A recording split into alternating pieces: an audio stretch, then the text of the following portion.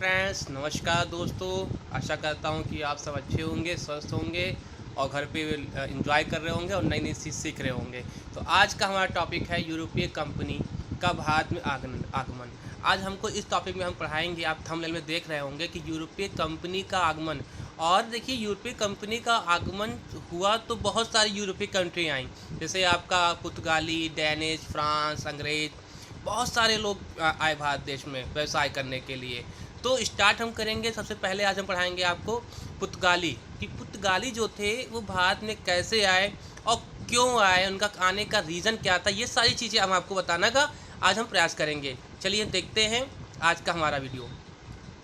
ठीक, आप ये देख रहे होंगे, ये मेरे द्वारा बनाया गया एक छोटा सा मैप है और इस मैप में मैं आपको बताना चाहूँगा, आप यहाँ पे देख भी रहे होंगे कि ये आपका एक अफ्रीका कॉन्टिनेंट है और ये आपका एशिया महाद्वीप है और ये आपका यूरोप महाद्वीप है। आपने देखा, तो जो हमारे जो लोग आए थे वो हमारा ये इंडिया हमारा हो गया। इंडिया में लोगों को आना था।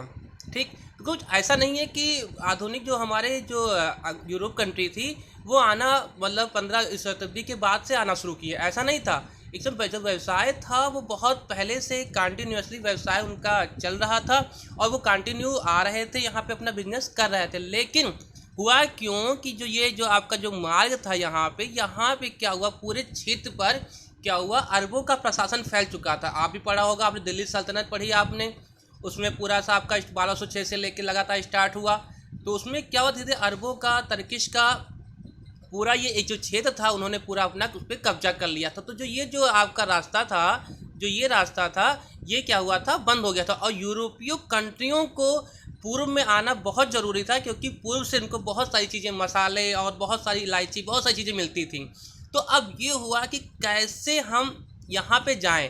तो शुरुआत सबसे पहले क्या किसने की थी, पुर्तगालियों ने की थी। तो हम आज बताएंगे पुर्तगालियों ने जो प्रयास किया कैसे किया। देखिए, ये तो हो गया, आप पुर्तगालियों को ये तो पता था कि जो पृथ्वी है वो क्या है, हमारी गोल है। तो अगर हम यहाँ शुरू करेंगे तो इधर से भी हम इंडिया पहुँच सकते हैं, और जरूरी नहीं है कि हम सीधा सीधा इंडिया जाएं। तो उन्होंने क्या किया, समुद्री मार्ग खोज करने का प्रयास स्टार्ट किया। और जब उन्होंने समुद्री मार्ग खोजने का प्रयास शुरुआत किया तो क्या किया उन्होंने, सबसे पहले आपका पता होगा कि कोलंबस को भेजा और वास्को डिगामा भी गया, वास्को डिगामा भी गया, कोलंबस भी गया। तो ये सारे लोग आए। तो देखिए, अमेरिका की खोज कहते हैं कि अमेरिका की खोज किसने की थी, कोलंबस ने की थी। हम मानते हैं कोलंबस ने, लेकिन जो कोलंबस जो था वो निकला किसके लिए था, वो निकला था भारत की खोज के लिए। लेकिन वो क्या हुआ, वो चला गया पश्चिम, और पश्चिम में आपको पता है कि हमारा क्या है, ये पूरा क्षेत्र आपका पड़ता है अमेरिका, नॉर्थ अमेरिका और साउथ अमेरिका पड़ता है। तो फिर नेक्स्ट हुआ क्या, हम बताएंगे आपको। नेक्स्ट हुआ क्या कि जब आपका सर्वप्रथम आपका ये 1487 ईस्वी में जो वहाँ के यूरोप के पुर्तगाल यूरोप के राजा जो थे, उन्होंने बार्थोलोम्यू को भेजा। क्या बोला कि बार्थोलोम्यू को भेजा कि आप जाइए वहाँ पे, आप सर्च कीजिए और जगह का क्या करिए, पता लगाइए। तो बार्थोलोम्यू वहाँ पे गया, वो निकला वहाँ से। तो 1487 में वो यहाँ तक पहुँचा। कहाँ तक पहुँचा, यहाँ तक वो पहुँचा। और मैंने जैसा बताया था कि ये पूरा जो क्षेत्र था यहाँ पे अरबों का शासन था। तो क्या हुआ कि यहाँ से इसको मार के उन्होंने क्या किया, वापस भगा दिया। किसी ने इसका सपोर्ट भी नहीं किया। फिर पुनः अब खोज तो हो ही चुकी थी, क्योंकि केप ऑफ गुड्स रास्ता जो था वो भी खोज चुका था कि अब इसके अकॉर्डिंग हम जाना प्रयास करेंगे तो हम पहुँच जाएंगे। तो यही आपका जो ये रास्ता है, यही आपका कहलाता है रास्ता केप ऑफ गुड होप। आपने सुना भी होगा, और नहीं सुना है तो ये आप जान लीजिए कि जो अंग्रेज थे वो इसी रास्ते के थ्रू क्या किए थे, भारत में आना शुरू किया था। तो क्या हुआ कि बार्थोलोम्यू 1487 में वो यहाँ तक तो आया, लेकिन यहाँ से फिर क्या हुआ, उसको वापस भेज दिया गया, ठीक, अरबों के द्वारा। अब वो जब वहाँ से वापस चला गया तो सन 1498 में हमारा जो एक नाविक था वास्को डिगामा जो क्या था, वो निकला वहाँ से। और 90 दिन की यात्रा करने के बाद वो भारत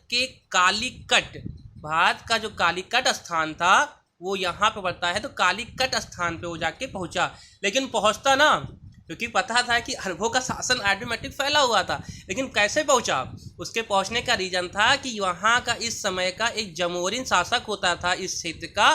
तो उसने क्या किया, इसकी हेल्प की और इसकी सहायता से ये प्रथम बार भारत 1498 में भारत कालीकट बंदरगाह में पहुंच गया।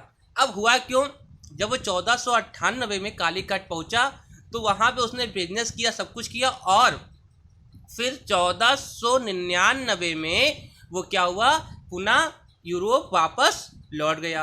अब वापस जब लौटा तो यहाँ से वो बहुत सारी इलायची और बहुत सारे मसाले लेके वो भारत से गया हुआ था। तो वहाँ पहुँचने के बाद उसको लगभग में लोग बताते हैं कि लगभग में उसको 60 गुने का फ़ायदा हुआ, लगभग में 60 गुने का फ़ायदा हुआ। तो वहाँ के जो यूरोप के लोग थे वो बहुत काफ़ी एक्साइटेड हो गए और भारत में आना शुरू किए। उन्होंने पुर्तगाली ईस्ट इंडिया कंपनी की स्थापना भी कर दी और वो क्या हुआ, उनका रुख भारत की ओर हो गया। अब भारत की जब रुख हुआ तो वास्को डी गामा पुनः भारत में एक बार फिर आया। क्या आया, पुनः भारत में एक बार फिर आया। कब आया देखते हैं।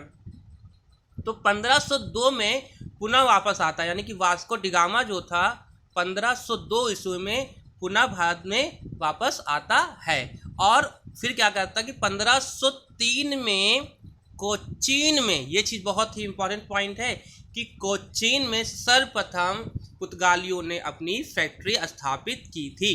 1498 में पहली बार पुर्तगाली आए और 1503 में उन्होंने कोचीन में फैक्ट्री स्थापित की। और उस समय वहाँ का जो राजा था यूरोपीय का, उसने क्या किया, उसने किसको भेजा, फ्रांसिस्को डी अल्मीड़ा। किसको भेजा, फ्रांसिस्को डी अल्मीड़ा। वो 1505 से लेकर 1509 तक पुर्तगाली गवर्नर बनके भारत में आया। और इसने सबसे अच्छी चीज़ क्या की जानते हैं, इसने चालू किया ब्लू वाटर पॉलिसी। आपने नाम बहुत सुना होगा, ब्लू वाटर पॉलिसी। नीली जल क्रांति क्या थी, तो नीली जल जो क्रांति थी वो यही थी, क्योंकि मैंने अभी आपको पहले प्रीवियस लेक्चर में बताया भी कि ये जो पूरा क्षेत्र था भारत का, यहाँ जो महासागर था, ये सब, इस पूरे महासागर क्षेत्र में क्या था, अरबों का, तुर्कों का क्या था, एकाधिकार था। और इस एकाधिकार को समाप्त करने का क्या किया, पूरा प्रयास किसने किया, फ्रांसिस्को डी अल्मीड़ा। तो फ्रांसिस्को डी अल्मीड़ा को प्रथम गवर्नर भी कहते हैं पुर्तगालियों का, और इसने ही ब्लू वाटर पॉलिसी भारत में शुरू की थी। इसका किसके लिए, अरबों का जो शासन था, एकाधिकार था अरब सागर में, उसको समाप्त करने के लिए। उसके बाद क्या हुआ कि नेक्स्ट में आपका फ्रांसिस्को डी अल्मीड़ा आया। क्या आया, फ्रांसिस्को डी अल्मीड़ा। अब देखिए फ्रांसिस्को डी अल्मीड़ा जब आया तो वो कब आया, वो आया 1509 से लेके 1515 तक भारत में वो रहा। देखिए फ्रांसिस्को डी अल्मीड़ा का देखा जाए तो एक्चुअल में वास्तविक संस्थापक यही है, क्योंकि इसने ही सर्वप्रथम 1510 में क्या किया कि बीजापुर के जो अहमद शाह जो थे उन पे आक्रमण किया और इसने क्या किया, गोवा को जीत लिया। इसने क्या किया, गोवा को जीता और अपना पूरा वर्चस्व स्थापित किया। धीरे धीरे ये विकास भी करने लगा। अनफॉर्चुनेटली क्या हुआ कि 1515 में ही इसकी बेचारे की डेथ हो जाती है। अब जब डेथ हो जाती तो विकास तो धीरे धीरे स्टार्ट ही हो गया था। और अब हम बताना चाहेंगे, बहुत ही इंपॉर्टेंट चीज़ बताना चाहेंगे, इससे आपने कुछ मतलब आज तक सुना भी नहीं होगा, समझा भी नहीं होगा। तो जो अल्फांसो आम आपने सुना होगा, जो अभी हाल ही में महाराष्ट्र में GI टैग दिया गया है, जो अल्फांसो आम जो है ना, वो इसी के नाम से है। ये भी बात आप यहाँ से, जो आम जो था, जो अल्फांसो आम की जो वैरायटी है, वो अल्फांसो डी अल्बुकर्क के द्वारा ही लाई गई थी। ठीक है, तो ये तो चलो एक दूसरी चीज़ हो गई। तो अब क्या हुआ कि उन्होंने अपना व्यवसाय क्या किया कि कोचीन को अपनी राजधानी बना ली और 1510 में गोवा को जीत लिया। फिर उसके आगे बाद में क्या होता है कि बाद में आपका जो सबसे लास्ट में गवर्नर आया, बहुत सारे गवर्नर आए। फिर सेकंड जो सबसे मोस्ट इम्पॉर्टेंस जो गवर्नर आपका आता है वो कहलाता है Nino de Cunha. Nino de Cunha, इसको याद रखिएगा कि ये बहुत ही इम्पॉर्टेंट है, क्योंकि इसके द्वारा जो कार्य किया गया था, इसके द्वारा ही सर्वप्रथम जो कोचीन राजधानी थी उसको क्या किया, इसने गोवा में स्थापित किया। यानी 1530 ईस्वी में पुर्तगालियों की जो राजधानी बनी वो क्या बनी, गोवा बनी। पूरा गोवा में कब्जा किया।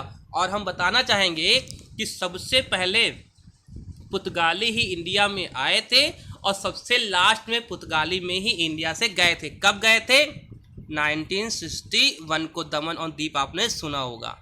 ठीक है, तो ये इनकी स्टोरी थी। तो फिर क्या हुआ, ये चीज़ हो गया। और 1661 में बहुत अच्छी चीज़ें हुई अंग्रेज़ों के लिए पॉइंट ऑफ व्यू से, कि जो वहाँ का ब्रिटिश प्रिंस था चार्ल्स जो था, उसका विवाह किससे हुआ, ब्रिटेन पुर्तगाली की राजकुमारी की क्रेथीन ब्रिगेंजा के साथ इनका विवाह हुआ।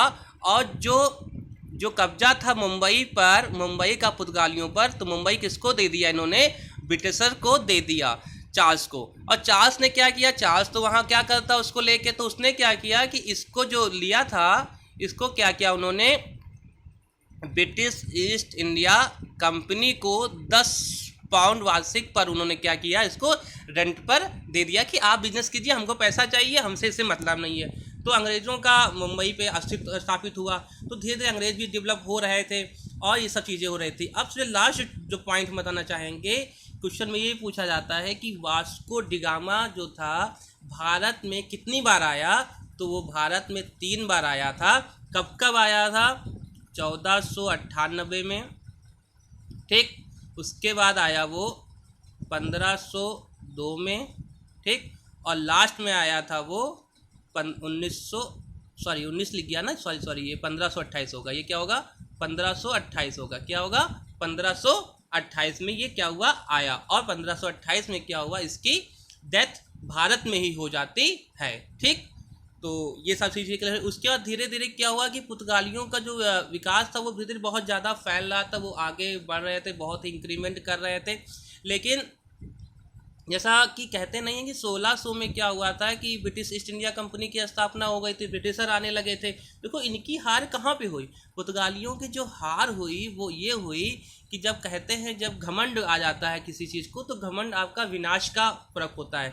जब अकबर का शासन था, अकबर के टाइम पीरियड में जो पुर्तगाली थे वो काफ़ी ज़्यादा पॉपुलर हुए थे। और अकबर ने ही इसके जो पुर्तगाली के जो ईसाई के जज होते हैं, तो उनको बुलाया भी था 3-4 बार। जेसुइट नाम आता है, उनको गए वहाँ पे, कई बार अपना धर्म का प्रचार भी किया, सब कुछ किया। लेकिन जब जहांगीर का शासन